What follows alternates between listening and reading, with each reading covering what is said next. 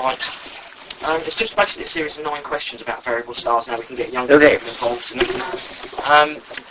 Question 1 says, I know you've spent some time observing SS Cygni and SUB toroid type stars in the past, but what was it that prompted you to observe variable stars in the first place?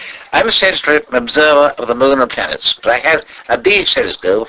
I get down to a fairly low magnitude in the days when other people couldn't. They can now. Right. Therefore I was asked to do some observations of faint variable stars, and I did that and became interested. Fantastic.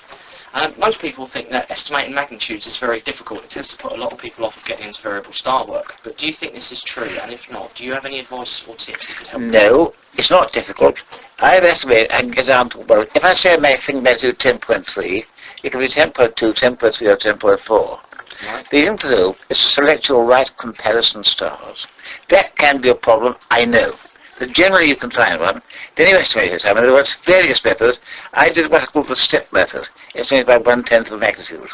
Others have the fractional, but I prefer the step. And I found it worked all right. Great stuff. Yeah, I find the fractional method a bit too difficult. I do. I prefer the step. People also think you need a large aperture telescope to observe variable stars, and do you think this is the case? No, you don't get a large telescope. I won't depend on what magnitude you want to go down to. I mean, I've got a lovely old 3-inch refractor. You do quite a number with that. Certainly with a 6-inch you can. But if I had my 15-inch, I could get down to a fairly low magnitude in the days when other people couldn't. It's different now, of course. Fantastic. Variable star observing is important to both the amateur and professional astronomical communities, but it isn't spectacular work when compared to modern-day astro-imaging. We've all seen lots of images of planets, galaxies and nebulas imaged by amateur astronomers, but what encouragement would you give to a young amateur astronomer to encourage them to observe variable stars? You will do one of two things. Produce nice, spectacular pictures, which many people do, or combine them with work of real scientific value. Observing variable stars is valuable because there are so many variables, professionals can't cope with them all, and you never quite know what to get to do next. So it's very valuable work. Not spectacular, but it's aiding science, and scientists prefer to do that. I mean, John Fletcher, for example, observes in Gloucester. He can take nice pictures. He doesn't. He spends his time photographing and imaging very faint things. Fantastic.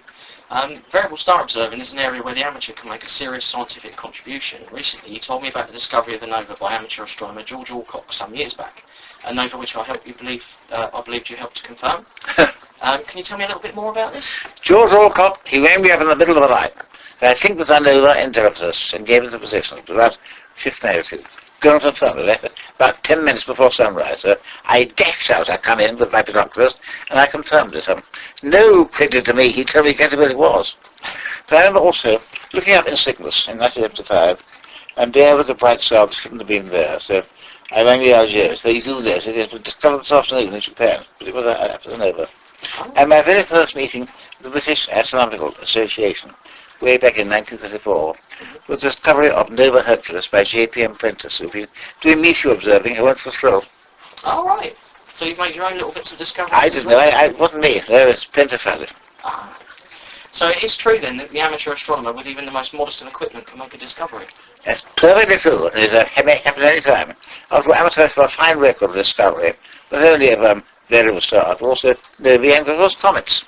Oh yes, there's a lot the amateur can do. And don't forget also, the average amateur knows the sky a great deal better than the average professional. I remember an episode some years ago, when a well-known professional astronomer whom I know, whom I'm not going to name. He rang me and said, I discovered a bright nova. So what it was. So I better ring the reporters in the RGO. I said, I'm afraid you've made a completely independent discovery of Saturn. Fantastic. That just goes to show that the amateurs do know the sky. Exactly. They do. Okay. Question 9. In mid-2009, Epsilon Aurigae will undergo its first eclipse since 1984, but very little is known about this star, and some theories suggest that a black hole may exist in the area of the stars. Do you think this is a possibility? No. I've been observing Epsilon Aurigae now for a long time. I've seen the eclipses. There's a super giant star there, I mean, that distance, and it's purely eclipsed by a companion whose nature we don't know. The general idea now is that a small companion star surrounded by a tremendous shell of dust. It's that gets in the way. And the eclipse lasts for more than a year, so unlike anything else really, and also even in times of mid-eclipse, it's not entirely constant. And you can estimate that with binoculars. But there's a good comparison start there. ESA, Wisconsin. Don't use ESA, that's not variable. Right. I was observing Nova Delphini once, and we had a camera, it was a bit wrong, the cock's head wasn't coming out. What could be done? We discovered the variable comparison star. Anyway, about 0.2 of a negative was enough to throw us out. I must admit, I've done that a few times, done some comparisons, and then realised the stars I was comparing against were actually variables as well, so you have to go right back and start again. I know also, when I was very young, I mean, I was 12, 1935, I did make an independent discovery of variables. I wasn't the first, but I was observing Alpha Cassii, which I think is variable. I realized gamma was brighter than it should be, but of course, we know it's a universal star. Yeah, that's right, GCAS type star. I did independent discovery. It wasn't the first, I was several months behind, but I did find it on my own.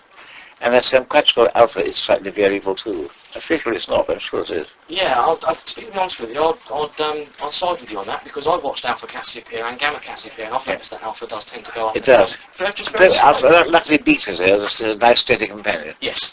And keep an eye on Rho too. Yes. Now done a dip for about -6. Yep. Of course, I can't observe now, but it's there.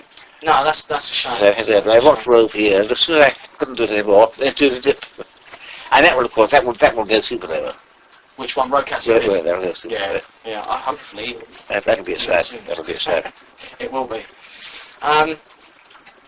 Okay, question 10. What do you think the future holds for variable amateur astronomers? Variable star I think the same as done in the past. The amateurs are there. They heap what many variable star professionals can't do. Their work is reliable. A lot's routine. A lot just goes there around its lists, but now and then you make a spectacular discovery. And certainly, observation of variable stars is important. I mean, a while ago, they were taking up Delta Scorpii. We know that's flared up, but it wasn't known to be variable before, but amateurs have been watching it. They thought there was something odd about it, which there was. That's great. And last question. You've achieved a lot in your lifetime, but what is the one thing you wish you could have or may still achieve? Well, in the field of astronomy, I think my only role has been to try and encourage other people. I hope I've done with both writing books, lectures and Scanlan. I hope I've done that. And that is my one role, if I had got one. My only other real research was one of the mappers of the moon the day before Apollo, so that now is totally obsolete. And nobody, if I got a role, it's in trying to encourage others who do things I can't do, they can do better than I can. That's great. And that's all the questions. Good. Brilliant.